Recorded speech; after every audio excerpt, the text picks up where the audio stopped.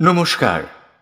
Kundu company প্রতি রবিবারই আপনাদের সামনে কিছু দুর্ধর্ষ রোমহর্ষক ভুতুড়ে গল্প উপস্থাপনা করার চেষ্টা করে। নবীন ও প্রবীণ সাহিত্যিকদের গল্পে সাজানো অল্প অল্প ভূতের গল্পের এই পর্যায়ে আমাদের ৩৩তম প্রয়াস কালো ঘুড়ি। লেখক হিমাদ্রি কিশোর দাশগুপ্ত। শুরু হচ্ছে আমাদের এই রবিবারের গল্প কালো ঘুড়ি। বেশ করা মাঞ্জা হয়েছে। খাদু মল্লিক বলে লোকটা যত বড় ঘুড়িবাজ হোক না কেন, তার চাপড়া সে সহজে কাটতে পারবে না। খাটে বসে পাখার বাতাস খেতে খেতে বেশ আত্মতৃপ্তির সঙ্গে এই কথাগুলো ভাবলেন ফটিকবাবু। নিঝুম দুপুর, বাইরে কোথাও যেন একটা কাক ডাকছে। মাথার উপর পাখার মৃদু ঘর ঘর শব্দ ছাড়া আর কোনো শব্দ নেই ফটিকবাবুর তিনতলার এই ঘরে। হঠাৎ দরজায় মৃদু কড়া নাড়ার শব্দ হলো। ভর দুপুরে কে আবার এলো? কোনো সেলসম্যান নাকি? ফটিকবাবু গিয়ে দরজা খুলতেই এক পাশে সিঁড়ির অন্ধকার থেকে একটা মোলায়েম কণ্ঠস্বর ভেসে এলো। আপনি এবারই নতুন ভাড়াটে বুঝি? অসময়ে একটু বিরক্ত করতে এলাম। ফটিকবাবু দেখলেন সিঁড়ির প্রায় অন্ধকার ঘেঁষে দাঁড়িয়ে আছেন একজন ভদ্রলোক, মাঝ বয়সী, পরনে ধুতি পাঞ্জাবি। তাকে দেখে সেলসম্যান বলে মনে হচ্ছে না। সম্ভবত সিঁড়ি বেয়ে ওপর থেকে নেমে এসে দাঁড়িয়েছেন তিনি। ফটিকবাবু বললেন, আপনাকে তো ঠিক চিনলাম না। ভদ্রলোক দুপা এগিয়ে এসে বললেন, নমস্কার, আমার নাম অবিনাশ হালদার। আমি ওই ছাদের কোণার ঘরটাতে থাকি। ছাদে আপনি ঘুড়ির মাঞ্জা দিচ্ছিলেন। আমার আবার একসময় ঘুড়ি ওড়ানোর খুব শখ ছিল, তাই ভাবলাম একবার আপনার সঙ্গে পরিচয় করে আসি। দুদণ্ড কি কথা বলা যাবে আপনার সঙ্গে? ছাদের কোণায় একটা ঘর আছে। লোকটা তাহলে হয়তো সত্যি সেখানে থাকেন। মাস তিনেক হলো উত্তর কলকাতার এই ৪ তলা পুরনো বাড়িটায় ভাড়াটে হিসেবে উঠে এসেছেন ফটিকবাবু। বাড়িটায় অনেক খুপড়ি খুপড়ি ঘর, তবে এখানে যে যার মতো থাকে, কেউ কাউকে বিরক্ত করে না। ফটিকবাবু সকাল ৮টাতে অফিস বেরিয়ে যান, ফেরেন রাত ৮টায়। এ বাড়িতে কারো সঙ্গেই পরিচয় নেই তার। বাড়ির মালিক অন্যত্র থাকেন। ফটিকবাবু সেখানে গিয়ে ভাড়া মিটিয়ে আসেন। আগন্তুককে ভদ্রলোক বলেই মনে হচ্ছে, কাজেই ফটিকবাবু তাকে নিজের পরিচয় দিয়ে বললেন, আসুন আসুন, ঘরে আসুন। ভদ্রলোক ঘরে ঢুকে একটু জড়সড় হয়ে ফটিকবাবুর মুখোমুখি একটা চেয়ারে বসলেন। লোকটার মুখে কেমন যেন এক বিষণ্ণতার ছাপ আছে। লোকটাকে নিরীহ গোছেরই মনে হলো ফটিকবাবুর। ফটিকবাবু জানতে চাইলেন, তা আপনার কি করা হয়? ভদ্রলোক বিষণ্ণ হেসে জবাব দিলেন, আগে একটা মার্চেন্ট কোম্পানিতে চাকরি করতাম, এখন কিছুই করি না। কথাগুলো বলার পর হঠাৎ তার দৃষ্টি পড়ল পাশের টেবিলটার ওপর। ফটিকবাবুর কেনা ঘুড়িগুলো রাখা সেখানে। ঘুড়িগুলো দেখেই ভদ্রলোক বলে উঠলেন, আরে চাপরাস ঘুড়ি, বেশ ভালো ঘুড়িগুলো। আমারও প্রিয় ঘুড়ি ছিল চাপরাস। ঘুড়ির প্রসঙ্গে কেউ কোনো কথা বললে বেশ উৎসাহিত বোধ করেন ফটিকবাবু। তিনি বললেন, কাল তো বিশ্বকর্মা পুজো, ঘুড়ি ওড়াবার দিন, ওড়াবো কাল। জানেন, আমি যখন গ্রামে থাকতাম তখন এইটাই ছিল আমার একমাত্র নেশা। লোকে তো আমার নাম দিয়ে ফেলেছিল চাপরাসদা। কেউ কেউ ডাকতো চাপরাস বাবু বলে। কলকাতায় আসার পর মাঝে অবশ্য বছর ৮ ঘুড়ি ওড়াবার সুযোগ হয়নি। ওই দক্ষিণ কলকাতার যে বাড়িতে থাকতাম সে ভাড়া বাড়ির ছাদে এক চিলতেও জায়গা ছিল না। আশেপাশে কোনো মাঠও নেই, খুব মুষড়ে পড়েছিলাম মশাই। এই বাড়িটা আমার পছন্দ হয়ে গেল বিরাট ছাদটা দেখে।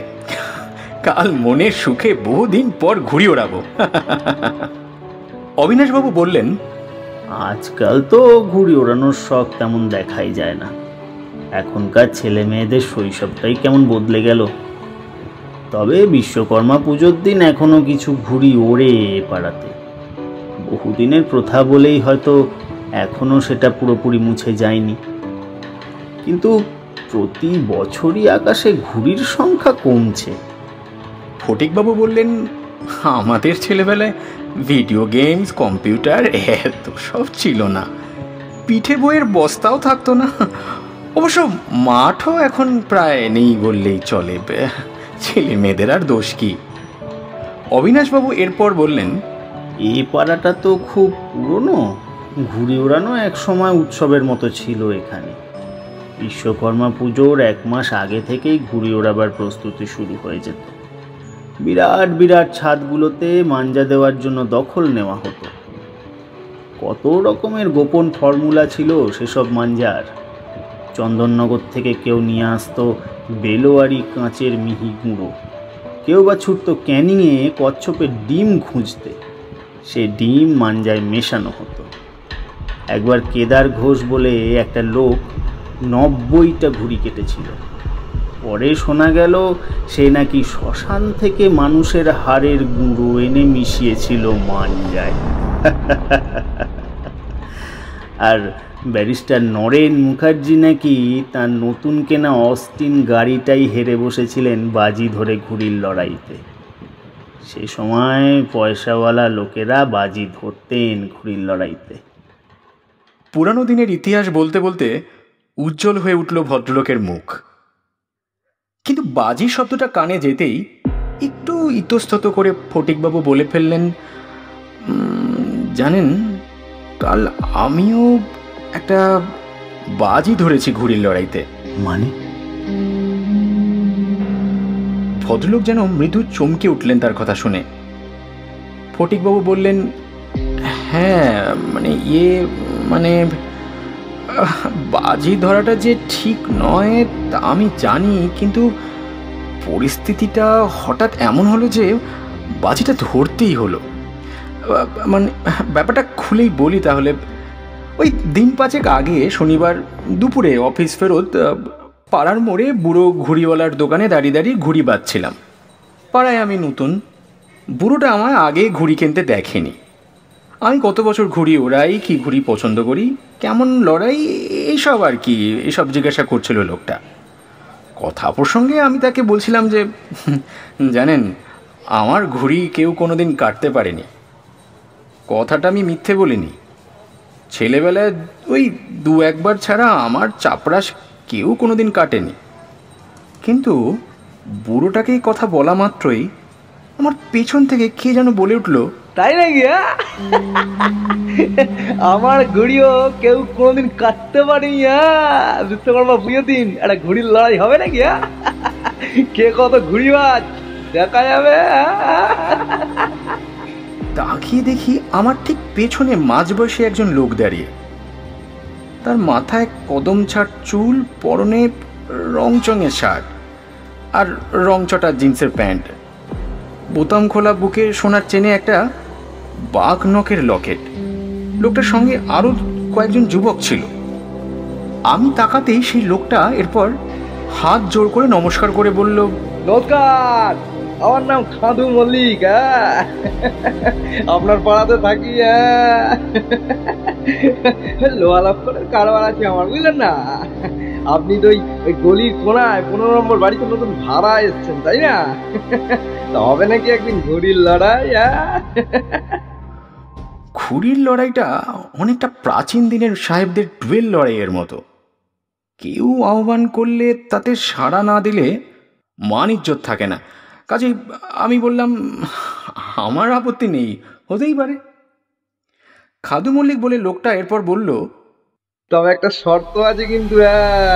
কিছু নিয়ম থাকবে লড়াইতে। 3 বার খেলা হবে। যে 2 বার ঘুড়ি কাটতে পারবে তো জিতে যাবে। অন্য পক্ষ থেকে 10,000 টাকা দেবে, হ্যাঁ 10,000 টাকা, অর্থাৎ এই খেলায় 10,000 টাকা বাজি। হ্যাঁ, আমার গায়ে জমিদারি রক্ত আছে, ঘুড়ির লড়াইতে বাজি ছাড়া আমি খেলি না দাদা। খেলায় বাজি ধরা ঠিক নয়, তাই আমি তাকে বললাম, না না না, বাজি ঠাজি ধরে নয়, এমনি লড়াই হতে পারে, খুব বেশি হলে মোড়ের মাথায় আবার খাবো রেস্তোরাঁয় মাটন বিরিয়ানি বাজি হতে পারে। বিরিয়ানি আবার বাজি হলো নাকি? হ্যাঁ, আপনি কি ভয় পেলেন নাকি মশাই? হ্যাঁ, ও তো ট্যাঁকে টাকা না থাকলে অন্য কথা। আমি শুনে বললাম, না না, ও টাকা আমার কাছে আছে, কিন্তু বাজি ধরা আমার পছন্দ নয়। লোকটা এরপর দাঁত বার করে হেসে বলল, কেন ঘড়িওয়ালার কাছে মিথ্যে গল্প করছিলেন দাদা? আপনার ঘুড়ি নাকি কেউ কাটতে পারে না? এসব গল্প না আমার অনেক শোনা আছে, বুঝলেন মশাই? আমি জবাব দিলাম, আমি একদম সত্যি বলছি, দরকার হলে আপনি আমার গ্রামে চলুন, লোকেরা কি বলে শুনুন। খাদু মল্লিক বলল, গ্রামে যেতে আমার বই গেছে, সাহস থাকলে আমার সঙ্গে বাজিতে নামুন, এলেম বোঝা যাবে। হ্যাঁ, আমি চুপ করে রইলাম। তাই দেখে সে বলল, ও বুঝেছি, এই যে বুড়ো, বাবুকে তুমি খোকা লাঠি আর ছোট গুড়ি দাও, সর্দার মাঞ্জা যেন করা না হয়, হাত কেটে যাবে। বাবা বিশ্বকর্মা পুজোয় খোকা বাবুদের সঙ্গে ঘুড়ির লড়াই খেলবে, মাঞ্জা লাটাই ঘুড়ির পয়সা আমার থেকেই নিয়ে, বুঝলে? খাদু মল্লিকের স্যাঙ্গাতটা তার কথা শুনে খ্যাঁক খ্যাঁক করে অসভ্যের মতো হাসতে লাগলো।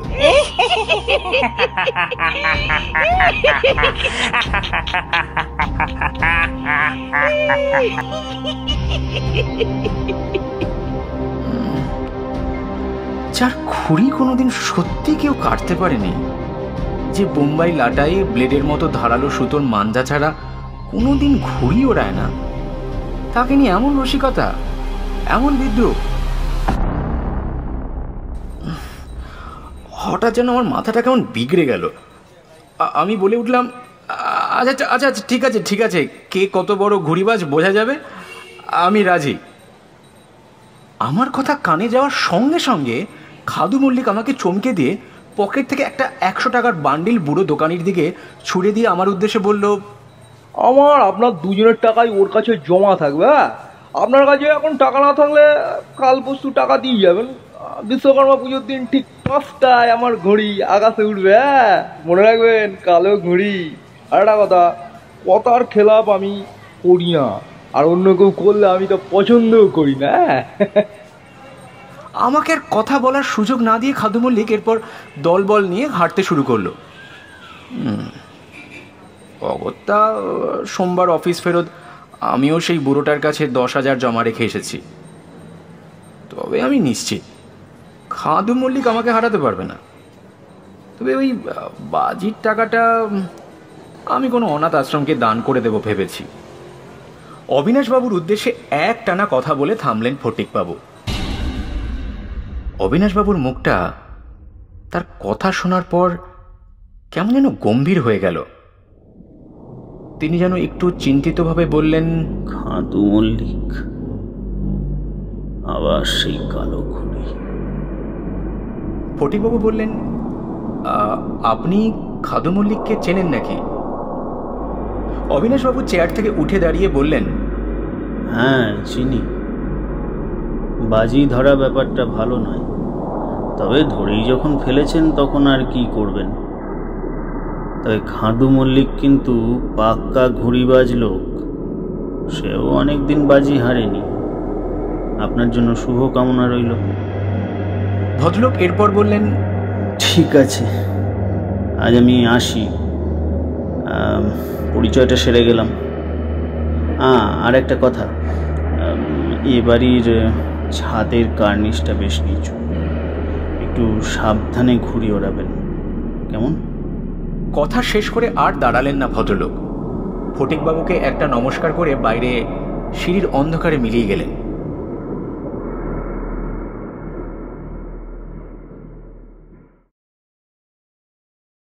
ফটিকবাবুর মনে হলো লোকটা বেশ অদ্ভুত লোক। কেমন হুট করে এলেন, আবার তেমনই হুট করে চলে গেলেন। বিকালবেলা রোদ একটু কমলে ফটিকবাবু একবার ছাদে উঠলেন মাঞ্জা দেবার সুতো গোটাবার জন্য। তখনই ছাদের কোণে সেই ঘরটার দিকে নজর গেল তার। দুপুরের লোকটা তো বলে গেল সে ওই ঘরটাতেই থাকে। ঘরটা অবশ্য এখন তালা বন্ধ, হয়তো ভদ্রলোক এখন বাইরে বেরিয়েছে। মনে মনে ভাবলেন ফটিকবাবু। আজ বিশ্বকর্মা পুজো। ফটিকবাবুর ঘুম ভাঙল পুজো প্যান্ডেলের মাইকের শব্দে। সকাল সকাল স্নান সেরে বাড়ি থেকে বেরিয়ে টানা রিক্সা চেপে তিনি ঠনঠনিয়া কালীবাড়িতে পুজো দিতে গেলেন। পুজো দিয়ে বেলা 10টা নাগাদ যখন তিনি বাড়ি ফিরলেন, তখন আকাশের দিকে তাকিয়ে মনটা নেচে উঠল তার। আকাশে ঘুড়ি উঠতে শুরু করেছে, কত রকমের ঘুড়ি, চাপরাশ, চাঁদিয়াল, পেটকাঠি, বগ্গা। নিজের ঘরে ঢুকে জানলা দিয়ে আকাশে ছেয়ে যাওয়া নানা রঙের ঘুড়ির খেলা দেখতে লাগলেন ফটিকবাবু। মাঝে মাঝে আশেপাশের বাড়ির ছাদ বা নিচের রাস্তার গলি থেকে উল্লাসধ্বনি উঠছে।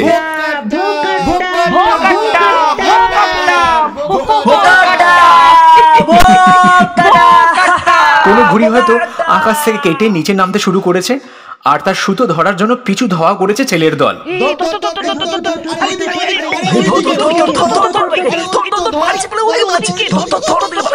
বেলা বাড়ার সঙ্গে সঙ্গে একটা চাপা উত্তেজনা অনুভব করতে লাগলেন ফটিকবাবু। বিকাল ঠিক 5টায় উঠবে সেই কালো ঘুড়িটা। তার চাপরাশগুলো, সুতো, লাটাই সব তৈরি করে রেখেছেন তিনি। তার ঘুড়ি কেউ কোনোদিন কাটতে পারেনি। তবু দুপুর বেলায় খাওয়া সেরে একটা ঘুম দিয়ে তিনি যখন উঠলেন, তখন বিকাল 4টে বাজে। তার সাজ সরঞ্জাম নিয়ে 4:30 নাগাদ ছাদে উঠলেন ফটিকবাবু। আকাশে এখন আর খুব বেশি ঘুড়ি নেই, হয় তারা কেটে গেছে বা নিচে নেমে গেছে। 2-4টে ঘুড়ি শুধু ক্লান্ত অবসন্নভাবে আকাশে ভাসছে। ফটিকবাবুর অভিজ্ঞ চোখ বুঝতে পারল ওসব ঘুড়িতে আর লড়াইয়ের দম নেই। ফটিকবাবুর একবার চোখ গেল ছাদের সেই ঘরটার দিকে। ঘরটা আগের দিনের মতোই তালা বন্ধ, শুধু অন্য একটা বাড়তি জিনিস আজ সেখানে চোখে পড়ল তার। একটা চাপরাশ ঘুড়ি ঘরের দরজার মাথার লোহার শিকে আটকে আছে। পুরনো ঘুড়ি, হয়তো কোথা থেকে উড়ে এসে আটকে গেছে ওখানে। আকাশের দিকে তাকিয়ে 5টা বাজার প্রতীক্ষা করতে লাগলেন ফটিকবাবু। ঠিক 5টা, কিন্তু দূরে একটা বাড়ির ছাদের আড়াল থেকে ধীরে ধীরে আকাশে উঠতে শুরু করলো একটা ঘুড়ি। অনেক ঘুড়ি দেখেছেন ফটিকবাবু, কিন্তু অমন মিশমিলে কালো ঘুড়ি তিনি জীবনে দেখেননি। আর কি আশ্চর্য, কালো ঘুড়িটা আকাশে ওঠার সঙ্গে সঙ্গে এই কোণে সে কোণে যে কয়েকটা ঘুড়ি আকাশে ভাসছিল, তাদের মধ্যে একটা প্রচন্ড চঞ্চলতা শুরু হলো। পড়িমড়ি করে নিচে নামতে শুরু করলো তারা। শুধু সেই কালো ঘুড়িটা মাঝ আকাশের দিকে তরতর করে উঠে যেতে লাগলো। চাপরাশ একেবারে কপালে ঠেকিয়ে জয় মা বলে সেটাকে আকাশে ওড়ালেন ফটিকবাবু। মাঝ আকাশে দিয়ে স্থির হয়ে দাঁড়িয়ে আছে সেই কালো ঘুড়িটা, যেন একটা কালো চিল আকাশে ভাসছে। ফটিকবাবুর চাপরাশ পৌঁছে গেল তার কাছে। সেও স্থির হয়ে দাঁড়িয়ে পড়ল কিছুটা তফাতে, ঠিক যেন লড়াইয়ে নামার আগে ঘুড়ি দুজন প্রতিপক্ষকে জরিপ করে নিচ্ছে।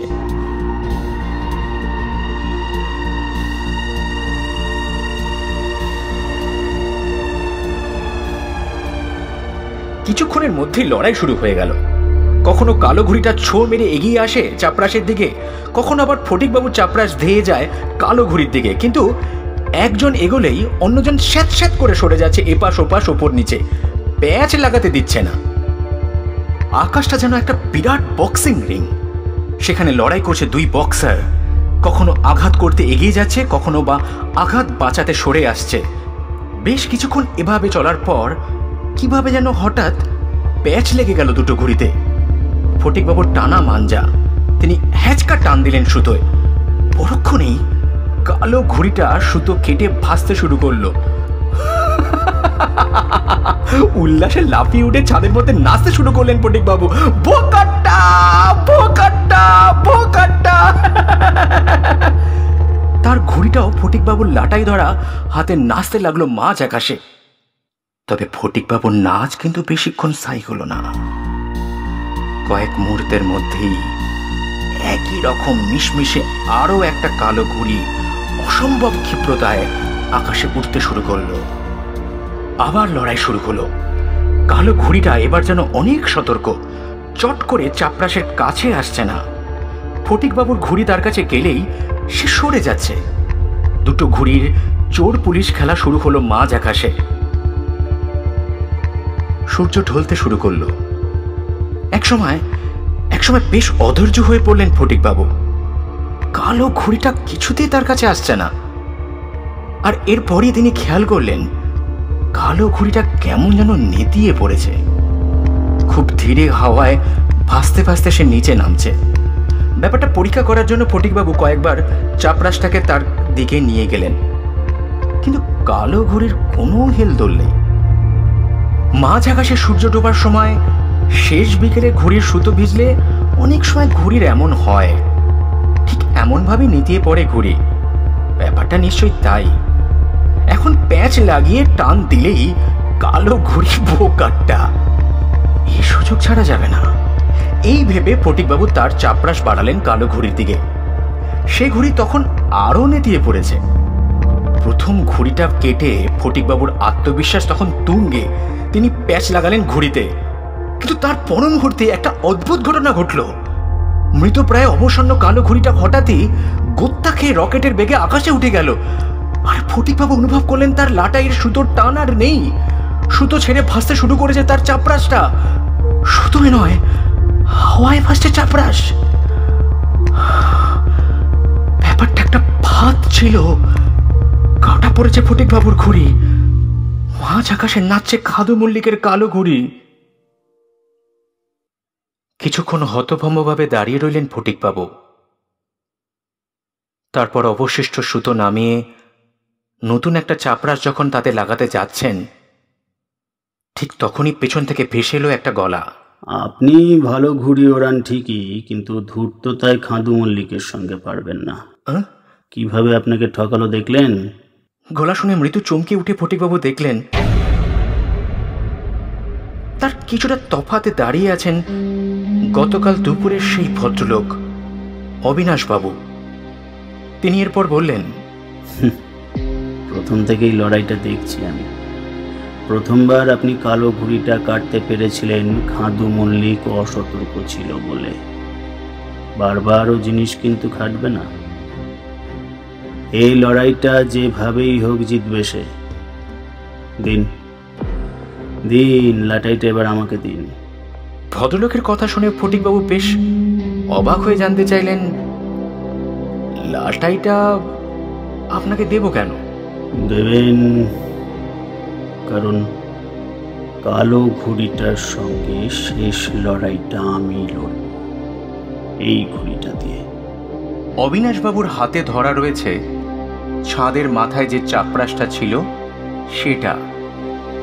ফটিকবাবু বললেন, কিন্তু লড়াইটা তো আমার সঙ্গে, আপনি লড়বেন কেন? ব্যাপারটা অনৈতিক হবে। আর তাছাড়া আপনি যদি... তাকে কথাটা শেষ করতে না দিয়ে অবিনাশবাবু বললেন, কি ভাবছেন আমি যদি হেরে যাই তবে আপনার টাকা যাবে? এই যে 10,000 টাকা আমি আপনার হাতে দিচ্ছি। আর নৈতিকতার ব্যাপার বলছেন, সেটা আপনি পরে বুঝবেন। সম্ভবত অন্য একটা ঘটনা ঘটতে পারে এরপর। দিন লাটাইটা দিন, সময় বেশি নেই, দিন।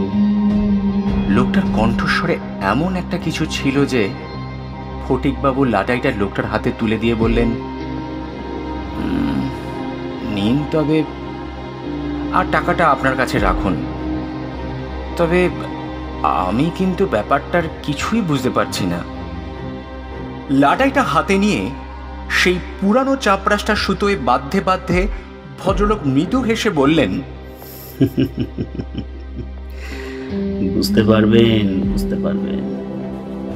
আপনি এখন আমার ওই ছাদের ঘরের আড়ালে গিয়ে দাঁড়ান। কোনো পরিস্থিতিতেই আমি যতক্ষণ না বলবো বাইরে বেরোবেন না। আপনি নিশ্চিন্তে থাকুন, খাদু মল্লিকের প্যাঁচ এবার আমি কাটবই।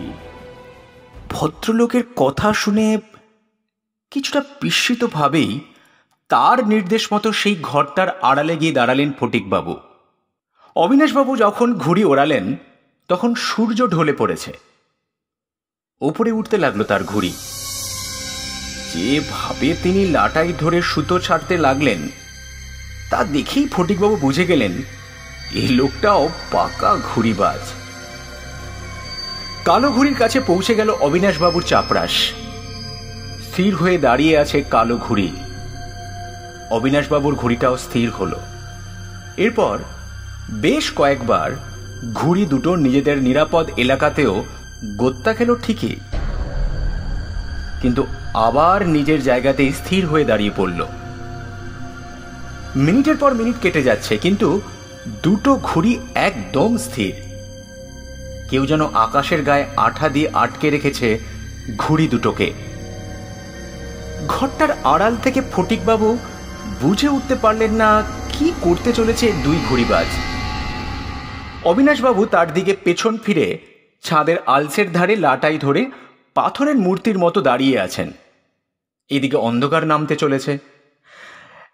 একসময় বেশ অধৈর্য হয়ে ফটিকবাবু ঘরটার আড়াল থেকে বাইরে বেরোতে যাচ্ছিলেন, ঠিক সেই সময় হঠাৎ একটা অদ্ভুত ব্যাপার চোখে পড়ল তার।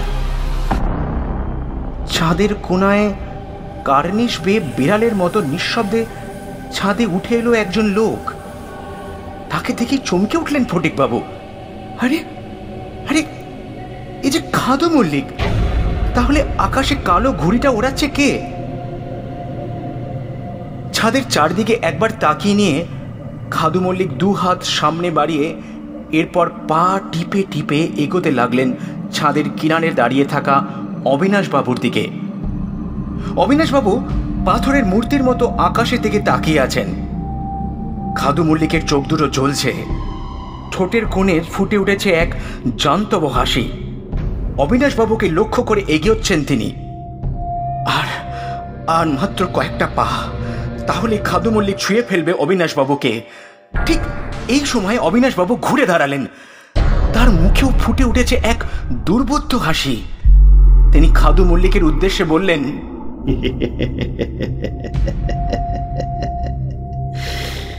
তুমি আসবে আমি জানতাম। এসো এসো, আমাকে ধাক্কা দাও। এই তো আমি ছাদের কিনারে দাঁড়িয়ে আছি। এসো এসো এসো।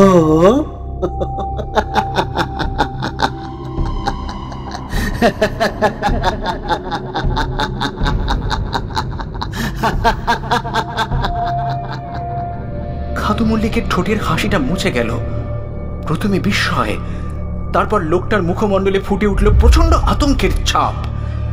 হাত দুটো আপনা থেকে যেন গুটিয়ে গেল বুকের কাছে, যেন ভয়ঙ্কর কোনো আতঙ্কে চিৎকার করে উঠে খাদু মল্লিক দড়াম করে পড়ে গেল ছাদে। আর তার পর মুহূর্তেই আকাশের দিকে চোখ রেখে অবিনাশবাবু হাতের লাটাইটা নাড়তে শুরু করলেন। তার চাপরাশ বাজ পাখির মতো ধেয়ে গেল কালো ঘুড়ির দিকে। তাকে পালাবার কোনো সুযোগ না দিয়ে প্যাচ লাগিয়ে লাটাইটা একটা হ্যাচকা টান দিলেন তিনি। কেটে গেল খাদু মল্লিকের কালো ঘুড়ি। আশপাশ থেকে শোরগোল শোনা গেল, বোকাটা বোকাটা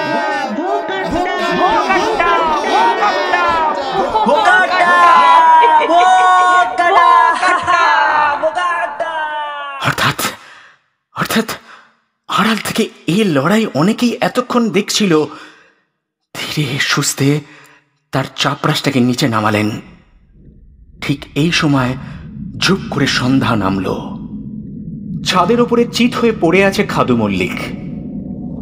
তার চোখ বন্ধ, মুখ দিয়ে একটা গো গো শব্দ বেরোচ্ছে। ঠোঁটের কষ বেয়ে চুয়ে পড়ছে ঘেঁচলা। প্রচণ্ড আতঙ্কে বাহ্যজ্ঞান লোপ পেয়েছে খাদু মল্লিকের। মাটিতে পড়ে থাকা খাদু মল্লিকের সামনে দাঁড়িয়ে ফটিকবাবু আর অবিনাশবাবু। অবিনাশবাবুর মুখে স্পষ্ট হাসির রেখা। তিনি তাকিয়ে আছেন মাটিতে পড়ে থাকা খাদু মল্লিকের দিকে। হতবাক ফটিকবাবু অবিনাশবাবুর উদ্দেশ্যে বললেন, ব্যাপারটা কি? আমি তো কিছুই বুঝতে পারছি না। অবিনাশবাবু বললেন, ও ছাদে উঠেছিল আপনাকে ধাক্কা দিয়ে ফেলে বাজিটা জেতার জন্য। ওই তল্লাটের নাম করা কোনটা? শেষ ঘুড়িটা ও কোনো স্যাঙাতের হাতে দিয়ে এখানে এসেছিল। তারপর আমাকে দেখে। আপনাকে দেখে ওর এই অবস্থা হলো কেন? অবিনাশবাবু কয়েক মুহূর্ত চুপ করে থেকে ঘুড়ির লাটাইটা ফটিকবাবুর হাতে ধরিয়ে দিয়ে বললেন, 5 বছর আগে এই বিশ্বকর্মা পুজোর বিকেলে এই ঘুড়িটা দিয়েই ওর সঙ্গে শেষ লড়াই হওয়ার কথা ছিল আমার। ওর বাজির ফাঁদে পড়ে গিয়েছিলাম আমি। 20,000 টাকা বাজি। একই রকম বিকেল, একই ঘটনা। প্রথমে আমি ওর ঘুড়িটা কাটলাম, তারপর ও আমার। ছাদের কিনারে দাঁড়িয়ে আমি যখন এই দ্বিতীয় ঘুড়িতে সুতো বাঁধতে যাচ্ছি, তখন পেছন থেকে ছাদে উঠে এসেছিল খাদু মল্লিক। আমি ওর উপস্থিতি টের পাইনি। আর তারপর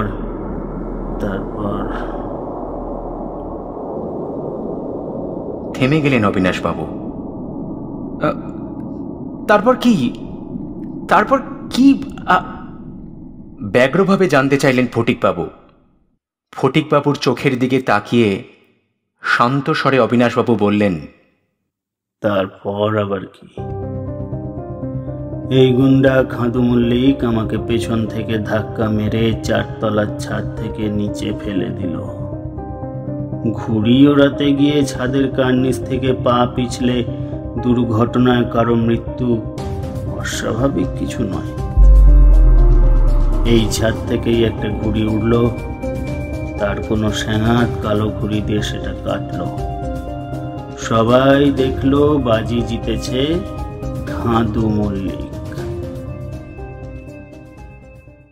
তার কথা শেষ হবার সঙ্গে সঙ্গে ফটিকবাবু নিজের মনেই একবার বললেন, 4 তলার ছাদ থেকে নিচে ফেলে দিয়েছিল।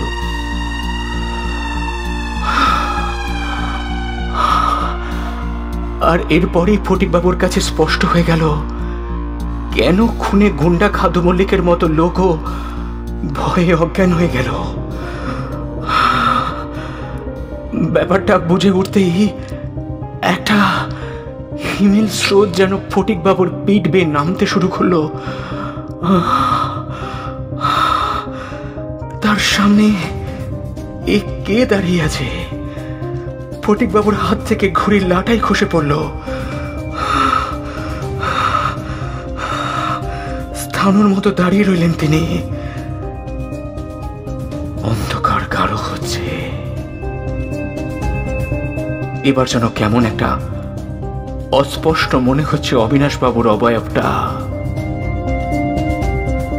ফটিকবাবুর উদ্দেশ্যে তিনি বললেন, ঘুড়িটা আপনি ভালো ওড়ান ঠিকই, কিন্তু খোলা ছাদে একটু সাবধানে ওড়াবেন।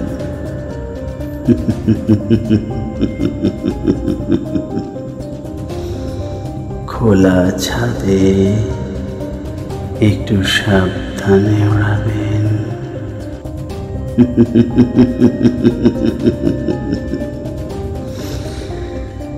খোলা ছাদে একটু সাবধানে উড়াবেন।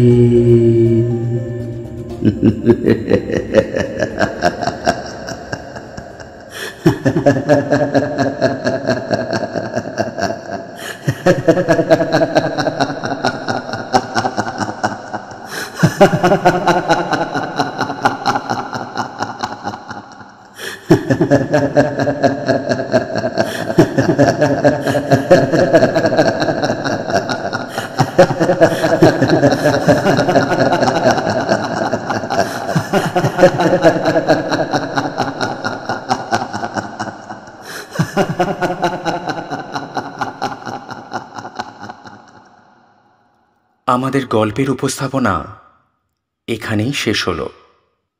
আমাদের উপস্থাপনা আপনাদের কেমন লাগছে তা অবশ্যই আমাদের জানাবেন। আপনাদের মতামত আমাদের পাথেয়। আর দয়া করে আমাদের ইউটিউব চ্যানেলটি সাবস্ক্রাইব করে বেল আইকনটি প্রেস করে রাখবেন, যাতে নতুন কোনো গল্প সবার আগে আপনার কাছে পৌঁছে যেতে পারে।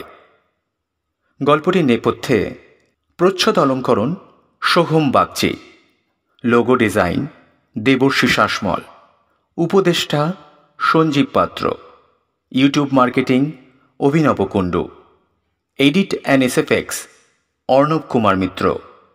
গল্প পাঠে অবিনাশ হালদার চরিত্রে সব্যসাচী মুখোপাধ্যায়, খাদু মল্লিক চরিত্রে রাহুল ব্যানার্জি। অন্যান্য শিল্পীরা হলেন স্বর্ণজিৎ বিশ্বাস, কুশল ভট্টাচার্য, অনুভব সেনগুপ্ত, রোমান নাথ। প্রয়োগ, পরিকল্পনা, গল্পের সূত্রধার ও ফটিকবাবু চরিত্রে আমি অনরণ্য। প্রযোজক রাজা ঘোষ।